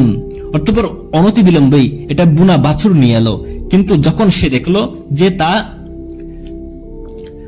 তারা মুখে দিচ্ছে না, অগ্রসর হচ্ছে না, তখন তাদের অদ্ভুত ভাবতে লাগলো এবং মনে মনে তাদের ব্যাপারে শঙ্কিত হলো। এ দেখে তারা বলল, তুমি ভয় করো না, আমরা লূত সম্প্রদায়ের প্রতি প্রেরিত হয়েছি। সূরা হুদ 69 থেকে 70 নম্বর আয়াত। যেমন লূত আলাইহিস সালামের কাছে ফিরিস্তা এসেছিলেন সুদর্শন যুবক দলের রূপ ধারণ করে। যেহেতু তার সম্প্রদায় ছিল সমকামিতায় অভ্যাসী, তাই আল্লাহর ইজ্জত কায়েম করার জন্য পরীক্ষা স্বরূপ তারা ওই বেশে উপস্থিত হয়েছিলেন। মহান আল্লাহ তাআলা ইরশাদ করেন, আর যখন আমার ফিরিস্তারা লূতের নিকট উপস্থিত হলো, তখন সে তাদের ব্যাপারে চিন্তাম্বিত হলো এবং তাদের কারণে তার হৃদয় সংকুচিত হয়ে গেল আর বলল, আজকের দিনটি অতি কঠিন। আর তার সম্প্রদায় তার কাছে ছুটে এলো এবং তারা পূর্ব হতেই কুকর্ম করেই আসছিল। লূত বলল, হে আমার সম্প্রদায়, তোমাদের ঘরে আমার এই কন্যারা রয়েছে, এরা তোমাদের জন্য পবিত্রতম, অতএব তোমরা আল্লাহকে ভয় করো এবং আমাকে আমার মেহমানদের ব্যাপারে লাঞ্ছিত করো না। তোমাদের মধ্যে কি কোনো ভালো মানুষ নেই? তারা বলল, তুমি নিশ্চয় জানো যে তোমার এই কন্যাগুলিতে আমাদের কোনো প্রয়োজন নেই, আর আমরা কি চাই তাও তুমি অবশ্যই জানো। সে বলল, হাই, যদি তোমাদের উপর আমার শক্তি থাকতো, অথবা আমি কোনো দৃঢ় স্তম্ভের শক্তিশালী দলের আশ্রয় নিতে পারতাম। তারা বলল, হে লূত, আমরা তো তোমার প্রতিপালকের প্রেরিত ফিরিস্তা, ওরা কখনোই তোমার নিকট পৌঁছাতে পারবে না। অতএব তুমি রাত্রির কোনো এক ভাগে নিজের পরিবার বর্গকে নিয়ে অন্যত্রে চলে যাও। তোমাদের কেউ যেন পিছনের দিকে ফিরে না দেখে। কিন্তু তোমার স্ত্রী নয়, তার উপরেও ওই আযাব আসবে যা অন্যদের উপর আসবে। তাদের শাস্তির নির্ধারিত সময় হলো প্রভাতকাল। প্রভাত কি নিকটবর্তী নয়। অতঃপর যখন আমার হুকুম এসে পৌঁছল, তখন আমি ওই ভূখণ্ডের উপরিভাগকে নিচে করেই দিলাম এবং তার উপর ক্রমাগত জমা পাথর বর্ষণ করলাম, যা বিশেষ রূপে চিহ্নিত করা ছিল তোমার প্রতিপালকের নিকট। আর ওই জনপদগুলি এই জালেমদের নিকট হতে বেশি দূরে নয়। সূরা হুদ 77 থেকে 83 নম্বর আয়াত। আমাদের প্রিয় নবী সাল্লাল্লাহু আলাইহি সাল্লামের কাছে জিবরিল আলাইহিস সালাম দিয়াহ কালবির রূপ ধারণ করে আসতেন। কখনো আসতেন অজ্ঞাত পরিচয় বেদুইনের রূপ ধারণ করি। আমি শিক্ষা দেওয়ার জন্য এলে সাহাবাগণ তাকেই ওই আকৃতির দর্শন করতেন। ওমর ইবনুল খাত্তাব রাদিয়াল্লাহু তাআলা আনহু, আমরা একদিন রাসূলুল্লাহ সাল্লাল্লাহু আলাইহি সাল্লামের নিকটে বসেছিলাম। হঠাৎ একটি লোক আমাদের কাছে এলো। তার পরনে দবদবে সাদা কাপড় এবং তার চুল কুচকুচে কালো ছিল, বেহাত। সফরের কোনো চিহ্ন তার উপরে দেখা যাচ্ছিল না এবং আমাদের মধ্যে কেউ তাকে চিনছিল না। শেষ পর্যন্ত নবী সাল্লাল্লাহু আলাইহি সাল্লামের কাছে বসলো, তার দুই হাঁটু তার নবীর হাঁটুর সঙ্গে মিলিয়ে দিল এবং তার হাতের দুই করতলকে নিজ জানুর উপরে রেখে বলল, হে মুহাম্মদ, আমাকে ইসলাম সম্পর্কে বলুন। সুতরাং রাসূলুল্লাহ সাল্লাল্লাহু আলাইহি ওয়াসাল্লাম বললেন, ইসলাম হলো এই যে তুমি সাক্ষ্য দিবে আল্লাহ ছাড়া কোনো সত্য উপাস্য নেই, আর মুহাম্মদ সাল্লাল্লাহু আলাইহি ওয়াসাল্লাম আল্লাহর রাসূল। নামাজ প্রতিষ্ঠিত করবে, যাকাত প্রদান করবে, রমজানের রোজা রাখবে এবং কাবাগরের হজ করবে যদি সেখানে যাবার সঙ্গতি রাখো। সে বলল, আপনি ঠিকই বলেছেন। আমরা তার কথায় আশ্চর্য হলাম যে সে জিজ্ঞাসা করেছে এবং ঠিক বলে সমর্থন করেছে। সে আবার বলল, আপনি আমাকে ঈমান সম্পর্কে বলুন। তিনি বললেন, তুমি আল্লাহর প্রতি, তার ফিরিস্তাগণ, তার কিতাব সমূহ, তার রাসূল সমূহ, পরকাল ও ভাগ্যের ভালো মন্দের প্রতি বিশ্বাস রাখবে। সে বলল, আপনি যথার্থ বলেছেন। সে তৃতীয় প্রশ্ন করল, আমাকে ইহসান সম্পর্কে বলুন। তিনি বললেন, ইহসান হলো এই যে তুমি এমন ভাবে আল্লাহর ইবাদত করবে যেন তুমি তাকে দেখতে পাচ্ছ। যদি তুমি তাকে দেখতে না পাও তাহলে তিনি কিন্তু তোমাকে দেখতে পাচ্ছেন। সে পুনরায় বলল, আপনি আমাকে কিয়ামতের দিন সম্পর্কে বলুন, সেদিন কবে সংঘটিত হবে। তিনি বললেন, এ ব্যাপারে জিজ্ঞাসিত ব্যক্তি জিজ্ঞাসকের চেয়ে বেশি অবহিত নয়, অর্থাৎ কিয়ামতের নির্দিষ্ট দিন আমাদের দুজনেরই অজানা। সে বলল, তাহলে আপনি ওর নিদর্শন সমূহ সম্পর্কে আমাকে বলে দিন। তিনি বললেন, এর কিছু নিদর্শন হলো এই যে কৃতদাসী তার মনিবকে প্রসব করবে, জন্মদান করবে, অর্থাৎ যুদ্ধবন্দী এত বেশি হবে যে যুদ্ধবন্দিনী কৃতদাসী তার মনিবের কন্যা প্রসব করবে। আর তুমি নগ্নপদ বস্ত্রহীন দরিদ্র ছাগলের রাখালদেরকে অট্টালিকা, বড় বড় অট্টালিকা নির্মাণের কাজে পরস্পর গর্ব করতে দেখবে। অতঃপর সে অগন্তুক প্রশ্নকারে চলে গেল। উমর রাদিয়াল্লাহু তাআলা আনহু বললেন, আমি অনেকক্ষণ রাসূল সাল্লাল্লাহু আলাইহি সাল্লামের কিতমতে থাকলাম। পুনরায় তিনি বললেন, হে উমর, তুমি কি জানো যে প্রশ্নকারী কে ছিল? আমি বললাম, আল্লাহ ও তার রাসূল বেশি জানেন। তিনি বললেন, ইনি জিবরিল ছিলেন, তোমাদের দিন শেখানোর জন্য এসেছিলেন। সহিহ বুখারীর হাদিস। একবার হযরত মা আয়েশা রাদিয়াল্লাহু তাআলা আনহা তাকে দিহার সুদর্শন রূপে দর্শন করেছেন। তখন তিনি নবী সাল্লাল্লাহু আলাইহি সাল্লামের মাধ্যমে আয়েশাকে সালাম দিয়েছিলেন। অন্য এক হাদিসে আছে, নবী সাল্লাল্লাহু আলাইহি সাল্লাম বলেছেন, তোমাদের পূর্বে বনী ইসরায়েল যুগে একটি লোক ছিল যে 99টি মানুষকে হত্যা করেছিল। অতঃপর লোকদেরকে বিশ্বের সবচেয়ে বড় আলেম সম্পর্কে জিজ্ঞেস করলো। তাকে একটি খ্রিস্টান সন্ন্যাসীর কথা বলা হলো। সে তার কাছে এসে বলল, সে 99 জন মানুষকে হত্যা করেছে, এখন কি তার তওবার কোনো সুযোগ আছে? সে বলল, না। সুতরাং সে ক্রোধে তাকে হত্যা করে ফেলে 100 পূর্ণ করে দিল। পুনরায় সে পৃথিবীর সবচেয়ে বড় আলেম সম্পর্কে জিজ্ঞেস করলো। এবারও তাকে এক আলেমের খোঁজ দেওয়া হলো। সে তার নিকট এসে বলল যে 100 মানুষ খুন করেছে, সুতরাং তার কি তওবার কোনো সুযোগ আছে? সে বলল, হ্যাঁ আছে। তারও তওবার মধ্যে কে বাধা সৃষ্টি করবে? তুমি অমুক দেশে চলে যাও, সেখানে কিছু এমন লোক আছে যারা আল্লাহ তাআলার ইবাদত করে, তুমি তাদের সাথে আল্লাহর ইবাদত করো, আর তোমার নিজ দেশে ফিরে যেও না, কেননা এই দেশ পাপের দেশ। সুতরাং সে ব্যক্তি ওই দেশে অভিমুখে যেতে আরম্ভ করলো।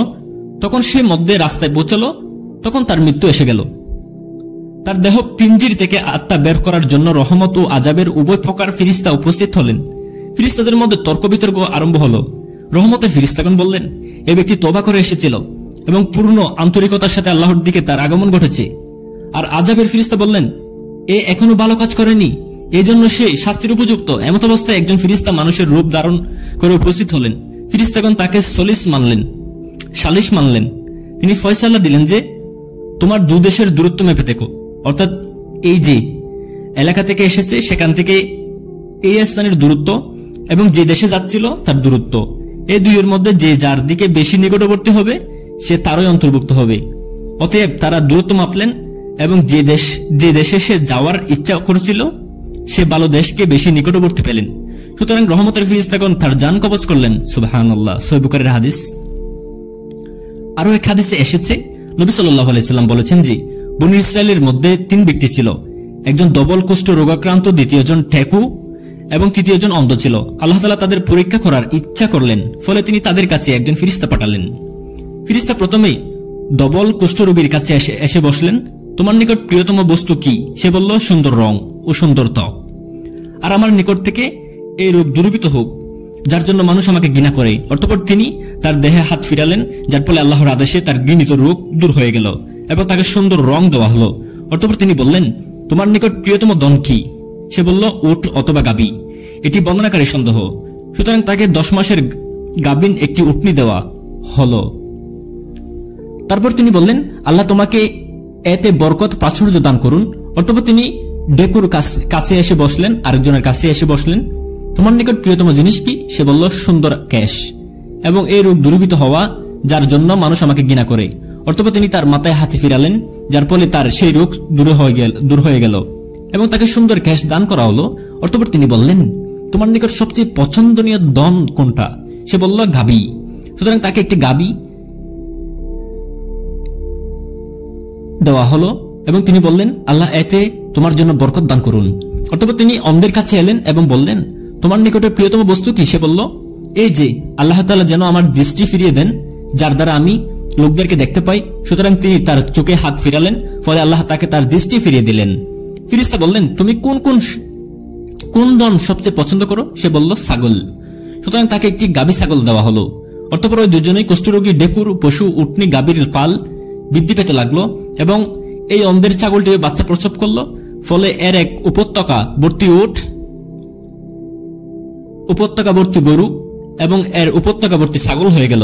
পুনরায় ফিরিস্তা পরীক্ষার উদ্দেশ্যে তার পূর্বের চেহারা ও আকৃতিতে কুষ্ঠরোগীর কাছে এলেন এবং বললেন, আমি মিসকিন মানুষ, সফরে আমার সকল পথে শেষ হয়ে গেছে, ফলে স্বদেশে পৌঁছানোর জন্য আল্লাহ অর্থপর তোমার সাহায্য ছাড়া আজ আমার কোনো উপায় নেই। সেজন্য আমি ওই সত্তার নামে তোমার কাছে একটি উট চাচ্ছি, যিনি তোমাকে সুন্দর রং ও ত্বক দান করেছেন, যার দ্বারা আমি এই সফরের গন্তব্যে পৌঁছে যাই।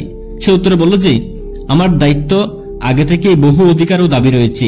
এ কথা শুনে ফেরেশতা বললেন, তোমাকে আমার চেনা মনে হচ্ছে। তুমি কি কুষ্ঠরোগী ছিল না? লোকেরা তোমাকে ঘৃণা করত। তুমি কি দরিদ্র ছিলে না? আল্লাহ তাআলা তোমার ধন প্রদান করেছেন। সে বলল, এই ধন তো আমি পিতা ও পিতামহ থেকে উত্তরাধিকার সূত্রে পেয়েছি। ফেরেশতা বললেন, যদি তুমি মিথ্যাবাদী হও তাহলে আল্লাহ তোমাকে পূর্ব অবস্থায় ফিরিয়ে দিন। অর্থাৎ তিনি তার পূর্বেকার আকার ও আকৃতিতে ডেকুর কাছে এলেন এবং তাকে সে একই কথা বললেন যে কথা কুষ্ঠরোগীকে বলেছিলেন। আর ডেকুও সে জবাব দিল যে জবাব কুষ্ঠরোগী দিয়েছিল।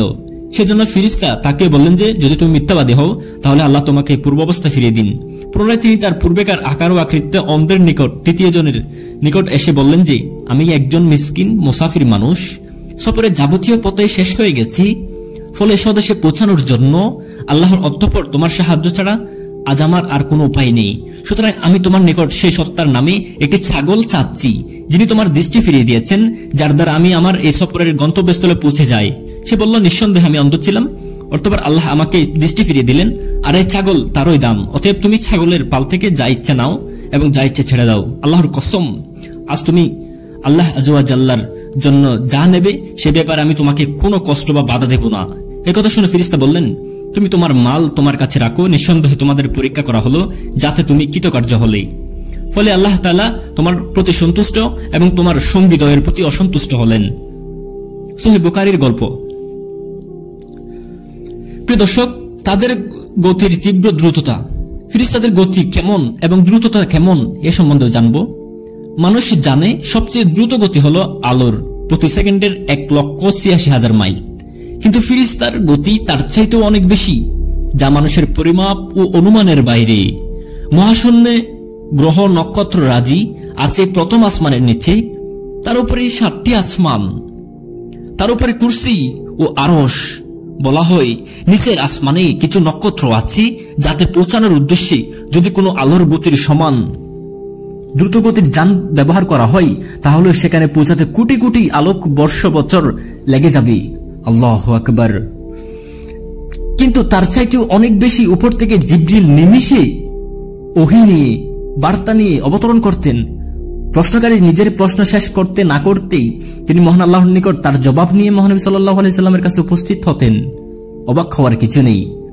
এই যে আল্লাহর সৃষ্টি, তার সৃষ্টির সকল রহস্য সম্বন্ধে কি মানুষ অবগত হতে পারে? প্রিয় দর্শক, ফেরেশতাদের ইলম, তাদের জ্ঞান সম্পর্কে জানব। ফেরেশতার নিকট আছে পর্যাপ্ত ইলম। মহান আল্লাহ তাদেরকে শিক্ষা দিয়েছেন, কিন্তু বস্তু চেনার ক্ষমতা তাদের নেই, যেমন মানুষের আছে। সৃষ্টির গোড়াতেই তেমন আভাস পাওয়া যায়। মহান আল্লাহ সুবহানাহু ওয়া তাআলা ইরশাদ করেন, তিনি আদমকে যাবতীয় নাম শিক্ষা দিলেন, অতঃপর সে সকল ফেরেশতাদের সম্মুখে পেশ করলেন এবং বললেন, এই সামুদের নাম আমাকে বলে দাও যদি তোমরা সত্যবাদী হও। তারা বলল, আপনি মহান পবিত্র, আপনি আমাদেরকে যা শিক্ষা দিয়েছেন তা ছাড়া আমাদের তো অন্য কোনো জ্ঞান নেই। নিশ্চয় আপনি জ্ঞানময় প্রজ্ঞাময়। সূরা বাকারা 31-32 নম্বর আয়াত। বলা বাহুল্য, মানুষের ক্ষমতায় আছে বস্তুসমূহের পরিচিতি, জ্ঞান লাভ করা এবং বিশ্বের নানা বস্তুর সৃষ্টির রহস্য উদ্ঘাটন করা। অবশ্যই ফেরেশতাবর্গ সেই সব জ্ঞান সরাসরি মহান সৃষ্টিকর্তার নিকট থেকে অর্জন করে থাকেন, কিন্তু তারা যা জানে তার তুলনায় মানুষের জ্ঞান সীমিত। তাদের ইলমের মধ্যে অন্যতম ইলম হল লেখা বা লিপিবদ্ধ করা। অবশ্যই সে লেখা ও লিপির ধরন একমাত্র আল্লাহই জানেন। মহান আল্লাহ তাআলা ইরশাদ করেন, অবশ্যই তোমাদের উপর নিযুক্ত আছে সংরক্ষণগণ, সম্মানিত আমল ও লেখকবর্গ ফেরেশতা, তারা জানে যা তোমরা করে থাকো। সূরা ইনফিতার 10-12 নম্বর আয়াত। প্রিয় দর্শক, নৈকট্যপ্রাপ্ত সর্বোচ্চ ফেরেশতা সবাই বঙ্গানুবাদ। মহান আল্লাহ সুবহানাহু ওয়া তাআলা নৈকট্যপ্রাপ্ত সর্বোচ্চ ফেরেশতা সবাই কখনো কখনো বাদানুবাদ হয়। মহান আল্লাহ ওহী ও অধ্যাদেশের অনেক অজানা বিষয় নিয়ে কথোপকথন হয়। রাসূলুল্লাহ সাল্লাল্লাহু আলাইহি ওয়াসাল্লাম বলেছেন, আজ রাত্রে স্বপ্নে আমার রব তাবারাকা ওয়া তাআলা সুন্দর আকৃতিতে আমার কাছে এসে বললেন, হে মুহাম্মদ, তুমি কি জানো সর্বোচ্চ ফেরেশতা সভা কি বিষয়ে বাদানুবাদ করে? আমি বললাম, না। অতঃপর তিনি তার হাত আমার দুই কাঁধের মাঝে রাখলেন, এমনকি আমি আমার বক্ষস্থলে তার শীতলতা অনুভব করলাম। সুতরাং তার ফলে আমি জানতে পারলাম আসমানে যা আছে এবং জমিনে যা আছে। অতঃপর তিনি বললেন, হে মুহাম্মদ, তুমি কি জানো সর্বোচ্চ ফেরেশতা সভা কি বিষয়ে বাদানুবাদ করে? আমি বললাম, হ্যাঁ, কাফফারা, পাপের প্রায়শ্চিত্ত ও মর্যাদা সমূহের ব্যাপারে। কাফফারা হলো নামাজ আদায়ের পরে মসজিদে অবস্থান করা, জামায়াতের উদ্দেশ্যে পায়ে হেঁটে যাওয়া ও কষ্টের সময় পূর্ণরূপে উজু করা। আর মর্যাদা সমূহ হলো সালাম প্রচার করা, অন্নদান করা এবং রাতে লোকেরা যখন ঘুমিয়ে থাকে তখন নামাজ পড়া। তিনি বললেন, সত্য বলেছ, যে এগুলি পালন করবে সে কল্যাণের সাথে জীবনযাপন করবে, কল্যাণের সাথে মৃত্যুবরণ করবে এবং সে সেদিনকার মতো নিষ্পাপ হয়ে যাবে যেদিন তার মা তাকে জন্ম দিয়েছিল। তিরমিজি শরীফের হাদিস। প্রকাশ থাকে যে এটা স্বপ্নের কথা, জাগ্রত অবস্থায় নয়। আরো প্রকাশ থাকে যে উক্ত হাদিসে উল্লেখিত বদানুবাদ নিম্ন উল্লেখিত কোরআনী আয়াতের বদানুবাদ এক নয়। মহান আল্লাহ তাআলা ইরশাদ করেন, বলো, উর্দুলোক ফেরেশতাদের বদানুবাদ সম্পর্কে আমার কোনো জ্ঞান ছিল না। আমার নিকট তো ওহী প্রত্যাদেশ এসেছে যে আমি একজন সতর্ককারী মাত্র। সূরা সাদ 69 থেকে 70 নম্বর আয়াত। যেহেতু হাদিসে উল্লেখিত বদানুবাদ হাদিসে মহানবী সাল্লাল্লাহু আলাইহি ওয়াসাল্লাম বয়ান করে দিয়েছেন আর কোরআনে উল্লেখিত বদানুবাদ বয়ান করে দিয়েছে, তার পূর্ববর্তী আয়াতসমূহ মহান আল্লাহ তাআলা বলেন, স্মরণ করো যখন তোমার প্রতিপালক ফেরেশতাদেরকে বলেছিলেন, নিশ্চয় আমি মাটি হতে মানুষ সৃষ্টি করব। সূরা সাদ 71 নম্বর আয়াত। অতঃপর আদমকে সিজদা করার ব্যাপারে মহান আল্লাহ ও ইবলিসের মাঝে যে বদানুবাদ হয়েছিল তার ঘটনা। প্রিয় দর্শক, ফেরেশতাবর্গ নিজ নিজ দায়িত্বে কর্তব্যনিষ্ঠ। ফেরেশতাবর্গ নিজ নিজ ইবাদতে কর্তব্যপরায়ণ। তাদের মাঝে আছে শৃঙ্খলা ও নিয়মানুবর্তিতা। হযরত মুহাম্মদ সাল্লাল্লাহু আলাইহি ওয়াসাল্লাম আমাদের ইবাদতে তাদের অনুকরণ করতে উদ্বুদ্ধ করেছেন। তিনি বলেছেন, তোমরা প্রতিপালকের সামনে ফেরেশতাবর্গের কাতার বাঁধার মতো কাতার বেঁধে দাঁড়াবে নাকি? আমরা বললাম, হে আল্লাহর রাসূল, ফেরেশতাবর্গ তাদের প্রতিপালকের সামনে কিরূপ কাতার বেঁধে দাঁড়ান? তিনি বললেন, প্রথম আকার কাতার সমূহ পূর্ণ করেন এবং গণ হয়ে জমে কাতার বেঁধে দাঁড়ান। সহিহ মুসলিমের হাদিস। অনুরূপভাবে কিয়ামতে তারা আসবেন দলে দলে কাতার বেঁধে। মহান আল্লাহ তাআলা ইরশাদ করেন, না, এটা সঙ্গত নয়। পৃথিবীকে যখন ভেঙে চূর্ণ বিচূর্ণ করা হবে এবং যখন তোমার প্রতিপালক আগমন করবেন আর সারিবদ্ধভাবে ফেরেশতাগণ সমূহ উপস্থিত হবে। সূরা ফাজর 21-22 নম্বর আয়াত। অতঃপর মহান আল্লাহর সামনে তারা কাতার বেঁধে দাঁড়াবেন। তিনি বলেছেন, সেদিন রূহ, জিবরিল ও ফেরেশতাগণ সারিবদ্ধভাবে দাঁড়াবে। পরম করুণাময় যাকে অনুমতি দেবেন সে ছাড়া অন্যের কথা বলতে পারবে না এবং সে সঠিক কথা বলবে। সূরা নাবা 38 নম্বর আয়াত। তাদের কর্তব্য পালনের সুস্থতা ও সূক্ষ্মতা লক্ষণীয়। মহানবী হযরত মুহাম্মদ সাল্লাল্লাহু আলাইহি ওয়াসাল্লাম বলেন, আমি জান্নাতের নিকট এসে তার দরজা খুলতে বলবো। দারওয়ান ফেরেশতা বলবেন, কে আপনি? আমি বলবো, মুহাম্মদ। দারওয়ান বলবে, আমি অদিষ্ট হয়েছি যেন আপনার পূর্বে আর কারো জন্য দরজা না খুলি। সহিহ মুসলিমের হাদিস। ফেরেশতাবর্গের কর্তব্যপরায়ণ একই ধরনের সুস্থতা ও সূক্ষ্মতা পরিলক্ষিত হয় মিরাজের ঘটনায়। যখন জিবরিল আলাইহিস সালাম প্রত্যেক আসমানের দরজা খুলে দেওয়ার আদেশ করবেন, তখন দারওয়ান ফেরেশতা তাকে একই শ্রেণীর প্রশ্নের পর দরজা খুলে দিয়েছিলেন। ফেরেশতাগণ নিষ্পাপ। প্রিয় দর্শক, ফেরেশতাগণ কি নিষ্পাপ? ফেরেশতাগণ নবীগণের মতো নিষ্পাপ। কোন ফেরেশতার মধ্যেই অবাধ্যতা ও পাপাচারিতা নেই, যেহেতু মহান আল্লাহ তাআলা বলেছেন তারা অবাধ্য নন। হে মুমিনগণ, তোমরা নিজেদেরকে এবং তোমাদের পরিবার পরিজনকে রক্ষা করো অগ্নি হতে, যার ইন্ধন হবে মানুষ ও পাথর, যাতে নিয়োজিত আছে নির্মম হৃদয়, কঠোর স্বভাব ফেরেশতাগণ, যারা আল্লাহ যা আদেশ করেন তা অমান্য করে না এবং তারা যা করতে অদিষ্ট হয় তাই করে। সূরা তাহরিম আয়াত নম্বর 6। তিনি আরো বলেছেন, তারা কাতার বেঁধে তার মহিমা ঘোষণা করেন। জিবরিল বলেছিল, আমাদের প্রত্যেকের জন্য নির্ধারিত স্থান রয়েছে। আমরা অবশ্যই সারিবদ্ধভাবে দণ্ডায়মান এবং আমরা অবশ্যই তার পবিত্রতা মহিমা ঘোষণা করি। সূরা সাফফাত 166 নম্বর আয়াত। তিনি বলেছেন, তারা অবিরাম তার উপাসনা করেন। আকাশমণ্ডলী পৃথিবীতে যারা আছে তারা তারই মালিকানাধীন, আর তার সান্নিধ্যে যারা আছে তারা তার উপাসনা করতে অহংকার করে না এবং ক্লান্তিবোধ করে না। সূরা আম্বিয়া 19 নম্বর আয়াত। তিনি বলেছেন, তারা পুত পবিত্র, নিশ্চয় এটা সম্মানিত কোরআন, যা আছে সুরক্ষিত কিতাবে, পবিত্রগণ ব্যতীত আর কেউ স্পর্শ করে না। সূরা ওয়াকিয়া ৭৭-৭৯ নম্বর আয়াত। তিনি আরো বলেছেন, তারা সম্মানিত পূর্ণবান। কোরআনে এমন লিপিকারদের হস্ত দ্বারা লিপিবদ্ধ যারা সম্মানিত পূর্ণবান ফিরিস্তা। সূরা আবাসা ১৫-১৬ নম্বর আয়াত।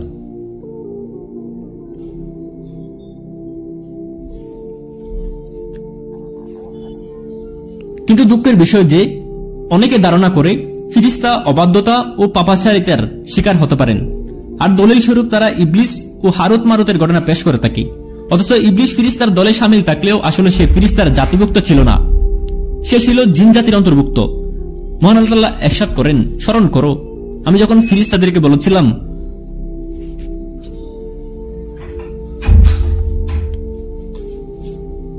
তোমরা আদমকে সিজদা করো, তখন ইবলিস ছাড়া সবাই সিজদা করল।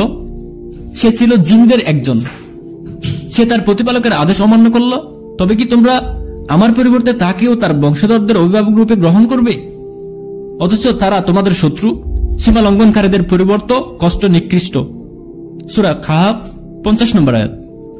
অর্থাৎ তিনি বলেন, আমি যখন তোমাকে আদেশ দিলাম তখন কিসে তোমাকে নিবৃত করলো যে তুমি সিজদা করলে না?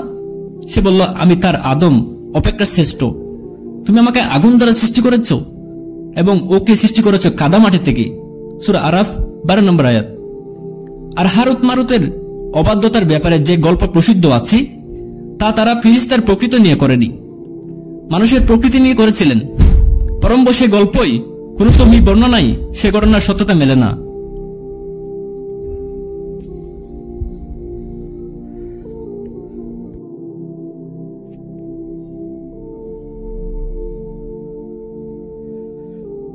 সহি নয় কবি নজরুলের তাদের ব্যাপারে এই কাব্য কাহিনী। বন্ধু, একটা মজার গল্প শুনো। একদা আফাফ ফেরেশতা সব স্বর্গ সবাই কোন এই আলোচনায় করিতে আছিল, বিধির নিয়মে দোষী, দিন রাত নাই এত পূজা করি, এত করে তারে তুষি, তবুও তিনি যেন খুশি নন। তার যত স্নেহ দয়া জরে, পাপ আসক্ত কাদামাটির মানুষ হয়ে জাতির হয়ে পড়ে।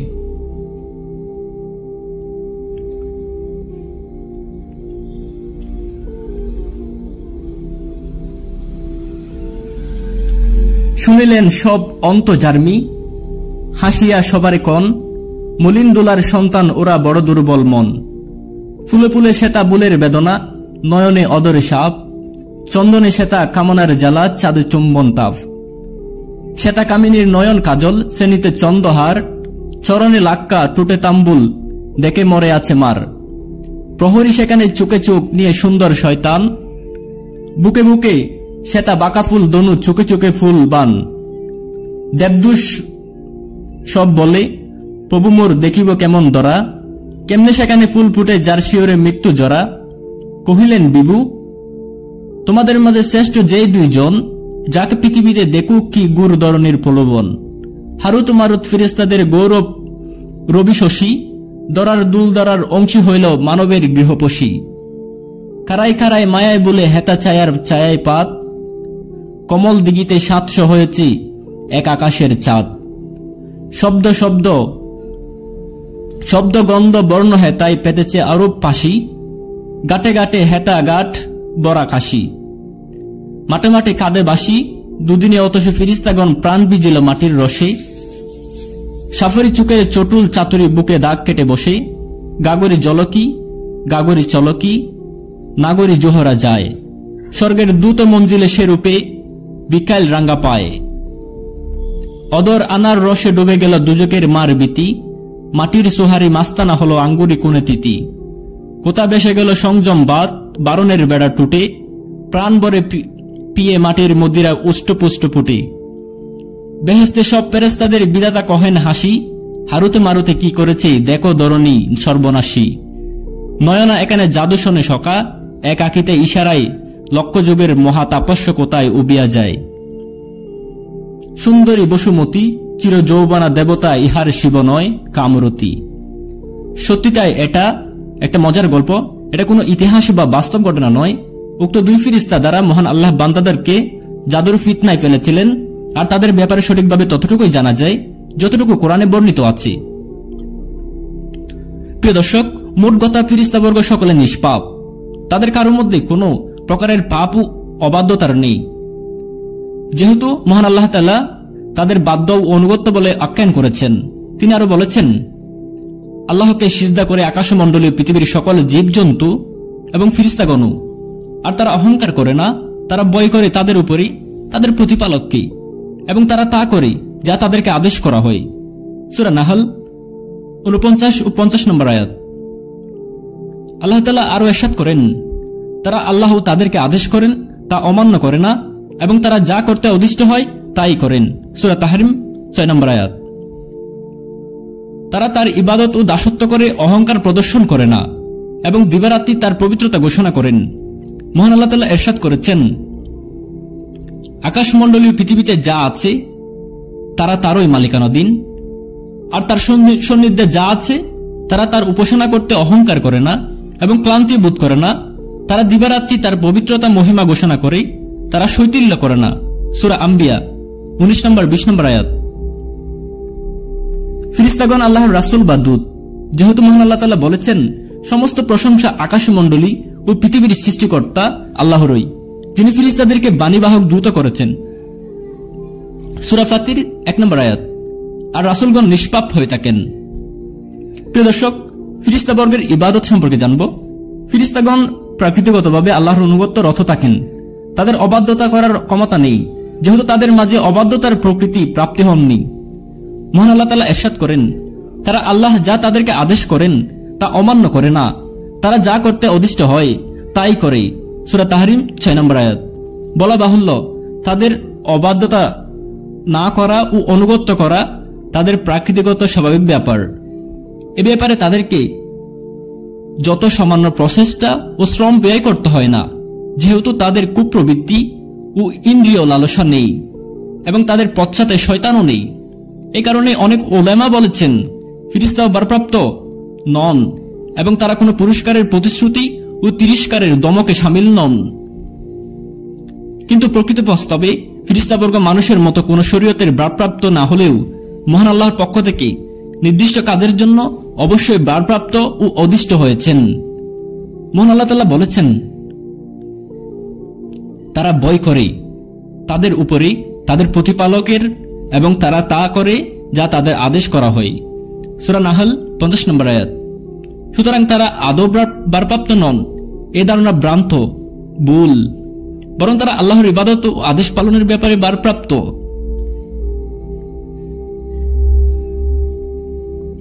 তারা ভয় করে তাদের উপরে তাদের প্রতিপালককে। বাক্য দ্বারা বোঝা যায় যে তাদের মধ্যে আল্লাহর ভয় আছে, আর ভয় হলো এক প্রকার শরঈ, বরং এক প্রকার উচ্চ পর্যায়ের ইবাদত। যেমন মহান আল্লাহ তাআলা তাদের ব্যাপারে বলেছেন, তারা তার ভয়ে ভীত সম্ভ্রস্ত। সূরা আম্বিয়া 28 নম্বর আয়াত। প্রিয় দর্শক, ফিরিস্তাবর্গের মর্যাদা। ফিরিস্তাবর্গের সবচেয়ে যে সুন্দর আখ্যায়নের আখ্যায়িত করা হলো তা হলো তারা আল্লাহর দাস, বরং সম্মানিত দাস। তারা মহান আল্লাহর দাস, তারা দাসত্ব করেন। তারা মহান আল্লাহর বান্দা, তার বান্দাগি করেন। সুতরাং তারা আল্লাহর কন্যা নন এবং কারো প্রভু নন। যে কেউ এমন দাবি করে তার দাবি মিথ্যা, কাল্পনিক। মহান আল্লাহ তাআলা এই দাবির খণ্ডন করে বলেছেন, ওরা বলে পরম দয়াময় সন্তান গ্রহণ করেছেন, তিনি পবিত্র মহান, বরং তারা তো তার সম্মানিত দাস। তারা তার আগে বেড়ে কথা বলে না, এবং তারা তো তার আদেশ অনুসারে কাজ করে। তাদের সম্মুখে পশ্চাতে যা কিছু আছে তা তিনি অবগত। তারা সুপারিশ করে কেবল তাদের জন্য যাদের প্রতি তিনি সন্তুষ্ট, এবং তারা তার ভয়ে ভীতি সম্ভ্রস্ত। তাদের মধ্যে যে বলবে আমি উপাস্য তিনি ব্যতীত, তাকে আমি শাস্তি দিব জাহান্নামে। এভাবে আমি সীমালঙ্ঘনকারীদের শাস্তি দিয়ে থাকি। সূরা আম্বিয়া 26 থেকে 29 নম্বর আয়াত। ফিরিস্তা মণ্ডলী মহান আল্লাহর অজ্ঞাবহসহ দাস। তাদের মধ্যে দাসত্বের সকল গুণ বর্তমান আছে। তারা নিজ নিজ কর্তব্য পালনে নিরত আছেন, হুকুম তামিল করার জন্য সদা প্রস্তুত আছেন। মহান আল্লাহ ইলম তাদেরকে পরিবেষ্টন করে আছে। তারা তার আদেশ লঙ্ঘন করতে পারে না, তারা কোনো নির্দেশ বিরোধিতা করতে পারে না। তারা সদা তার ভয়ে ভীত সম্ভ্রস্ত। আর যদি ধরে নেওয়া যায় যে তাদের মধ্যে কেউ তার নির্দেশ লঙ্ঘন করবে, তাহলে তাকে মহান আল্লাহ তার বিদ্রোহের শাস্তি প্রদান করবে। ফেরেশতাবর্গের দাসত্বের পরিপূর্ণতার একটি আলামত এই যে তারা তার আগে বেড়ে কথা বলে না, তার কাছ থেকে কোনো প্রস্তাব পেশ করে না, তার আদেশ বিরুদ্ধে কোনো অভিযোগ বা প্রতিবাদ করে না, বরং তারা তার আদেশ বিনা প্রতিবাদে পালন করে এবং তার হুকুম অবিলম্বে তামিল করেন। মহান আল্লাহ তাআলা বলেছেন, তারা তার আগে বেড়ে কথা বলে না এবং তারা তো তার আদেশ অনুসারে কাজ করে। তারা কেবল তাই করেন যা করতে তাদেরকে আদেশ করা হয়। আল্লাহর আদেশে তাদের সক্রিয় করে এবং তাদের আদেশে তাদের নিষ্ক্রিয় করে। একদা রাসূলুল্লাহ সাল্লাল্লাহু আলাইহি ওয়াসাল্লাম জিবরিল আলাইহিস সালামকে বললেন, আপনি যে পরিমাণে আমাদের কাছে আসেন তার চাইতে বেশি পরিমাণে আসেন না কেন? এর ফলে অবতীর্ণ হল, জিবরিল বলল, আমরা আপনার প্রতিপালকের আদেশ ব্যতি রেখে অবতরণ করি না। আমাদের সম্মুখে পশ্চাতে যা আছে, এই দুইয়ের অন্তর্বর্তী যা আছে তা তারই, আর আপনার প্রতিপালক ভুলবার নন। সূরা মারিয়াম 64 নম্বর আয়াত। প্রিয় দর্শক, তাদের ইবাদতের কতিপয় নমুনা। ফিরিস্তা আল্লাহর ইবাদতকারী বান্দা, তার অনুগত্যের ভারপ্রাপ্ত। তারা তার ইবাদত ও অনুগত্য অতি সহজে পালন করেন, নিজেদের দায়িত্বভার অনায়াসে বহন করেন। এ স্থলে কোরআন ও হাদিস থেকে তাদের কতিপয় ইবাদতের নমুনা বিবৃত হল। তাসবিহ। ফিরিস্তাবর্গ মহান আল্লাহর জিকির করেন, আর তার বড় জিকির হল তাসবিহ। আরশ বাহক ফিরিস্তা তার তাসবিহ করেন। তিনি বলেছেন, তুমি ফিরিস্তাদেরকে দেখতে পাবে যে ওরা আরশের চারিপাশে ঘিরে তাদের প্রতিপালকের সপ্রশংস পবিত্রতা মহিমা ঘোষণা করেছে।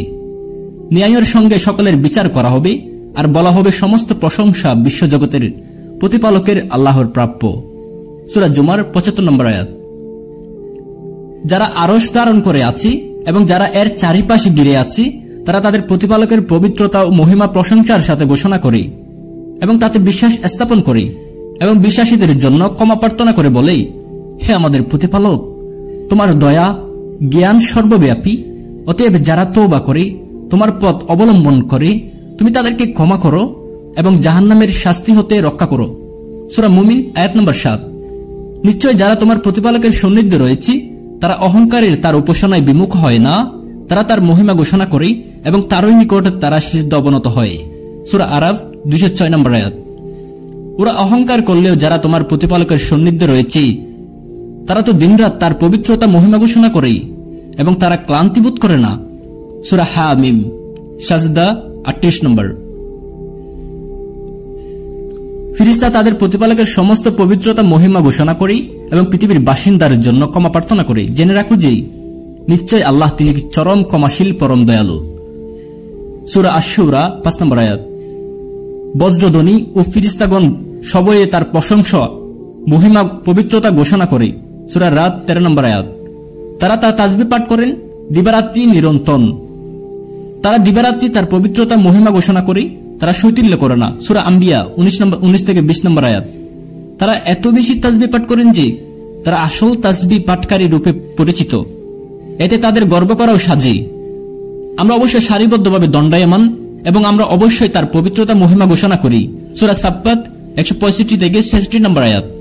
তারা তার তাসবিহ পাঠ করেন যেহেতু তাসবিহ হল সর্বশ্রেষ্ঠ জিকির।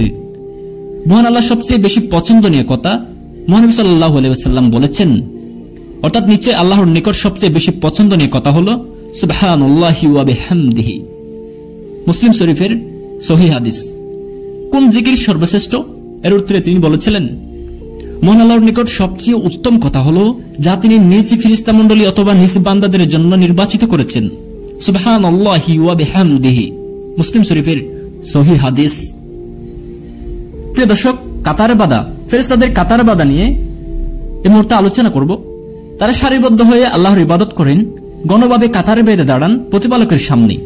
পূর্বে উল্লেখ করা হয়েছে যে মহানবী সাল্লাল্লাহু আলাইহি ওয়াসাল্লাম আমাদেরকে নামাজের কাতারের দ্বারে তাদের অনুকরণ করতে উদ্বুদ্ধ করেছেন। তিনি বলেছেন, তোমরা প্রতিপালকের সামনে ফিরিস্তাবর্গের কাতার বাঁধার মতো কাতার বেঁধে দাঁড়াবে কিনা? আমরা বললাম, হে আল্লাহর রাসূল, ফিরিস্তাবর্গ তাদের প্রতিপালকের সামনে কি রূপে কাতার বেঁধে দাঁড়ান?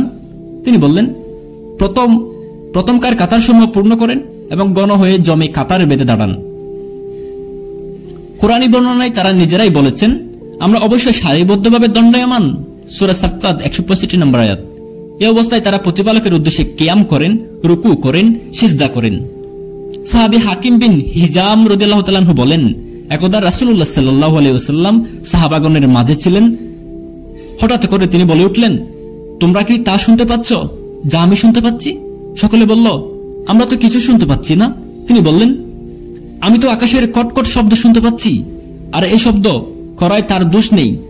তার মাঝে অর্ধ হাত পরিমাণ এমন জায়গা নেই যাতে কোনো ফিরিস্তা সিজদা অথবা কিয়াম অবস্থায় নেই। প্রিয় দর্শক, হজ, ফিরিস্তারা কি হজ করে? ফিরিস্তাবর্গের জন্য সপ্তম আসমানে কাবা আছে, যেখানে তারা হজ করে থাকেন। মহান আল্লাহ তাদের সেই কাবার নাম দিয়েছেন আল বাইতুল মামুর, এবং আল্লাহ কোরআনে তার কসমও খেয়েছেন। চূড়াতুর আয়াত নম্বর 4। ইবনে কাসির রহমাহুল্লাহ বলেছেন, সহিহাইনে প্রমাণিত যে রাসূলুল্লাহ সাল্লাল্লাহু আলাইহি ওয়াসাল্লাম ইসরার হাদিসে বলেছেন, অতঃপর সপ্তম আসমান অতিক্রম করার পর আমার জন্য বাইতুল মামুর পেশ করা হলো। আমি জানতে পারলাম তাতে প্রত্যহ 70,000 ফেরেশতা প্রবেশ করেন, অতঃপর তার প্রতি ফিরে আসার আর সুযোগ পায় না। সেটা তাদের সর্বশেষ প্রবেশ হয়। বুখারী শরীফের হাদিস। সে গৃহে তারা ইবাদত করেন, তারা তাওয়াফ করেন, যেমন মুসলিমরা মক্কার কাবার তাওয়াফ করে। উর্দু লোকের কাবার সাথে আদো লোকের কাবার সদৃশ্য আছে। তাই তো মহানবী সাল্লাল্লাহু আলাইহি সাল্লাম ইব্রাহিম আলাইহিস সালামকে বায়াতে মামুর পিঠ দ্বারা ঠেস লাগিয়ে বসে থাকতে দেখেছেন, কারণ তিনি দুনিয়ার কাবা নির্মাতা। যেহেতু প্রতিদান হয় কৃতকর্মের শ্রেণীভুক্ত। বলা হয়, প্রত্যেক আসমানে একটি করে উপাসনালয় আছে। আসমানবাসী তাতে মহান আল্লাহর ইবাদত করে। প্রথম আসমানে উপাসনালয়ের নাম হল বাইতুল ইজ্জাহ। প্রিয় দর্শক, মহান আল্লাহর ভীতি। ফিরিস্তাগণ মহান আল্লাহর ভয় করেন, আর ভয় একটি ইবাদত। যেহেতু তারা তাকে বেশি চেনেন, তাই তার প্রতি তাদের ভয় ও তাজিম বেশি। তিনি তাদের ব্যাপারে বলেছেন, তারা তার ভয়ে ভীত সম্ভ্রস্ত। সূরা আম্বিয়া 28 নম্বর আয়াত। বজ্রধ্বনি ফিরিস্তাগণ সবয়ে তার প্রশংসা, মহিমা, পবিত্রতা ঘোষণা করে। সূরা রাত আয়াত নম্বর 13। তাদের ভীষণ আল্লাহর ভীতি নমুনা পাওয়া যায় এক হাদিসে। আমাদের পয়গম্বর সাল্লাল্লাহু আলাইহি ওয়াসাল্লাম বলেছেন, মহান আল্লাহ যখন আসমানে কোনো বিষয়ে ফয়সালা করেন, তখন ফিরিস্তাগণ তার কথায় বিনম্র হয়ে ডানা মারতে থাকেন। তাতে পাথরের উপর শিকলের আঘাত পড়ার মতো শব্দ হয়। তারা ভীত ও শঙ্কিত হয়ে পড়েন। পরিশেষে যখন ওদের অন্তর হতে ভয় বিরোধিত হয়, তখন তারা পরস্পরের মধ্যে জিজ্ঞাসাবাদ করে, তোমাদের প্রতিপালক কি হুকুম করেছেন? উত্তরে তারা বলেন, যা সত্য তিনি তাই বলেছেন, তিনি সুউচ্চ সুমহান। সূরা সাবা। জিবরিল আলাইহিস সালামের বয়ের দশা দেখুন। মহানবী সাল্লাল্লাহু আলাইহি ওয়াসাল্লাম বলেন, ইসরার রাতে আমি ঊর্ধ্বে জগৎ পৌঁছালে জিবরিলকে দেখলাম, তিনি আল্লাহকে বয়ে পুরনো শতরঞ্জিত মতো হয়ে আছেন। প্রিয় দর্শক, আজকের মতো ভিডিও এই পর্যন্ত। পরবর্তী পর্ব এর পরের পার্টে দেখতে পাবেন। আজকের মতো বিদায় নিলাম। খোদা হাফেজ। আসসালামু আলাইকুম ওয়া রাহমাতুল্লাহ।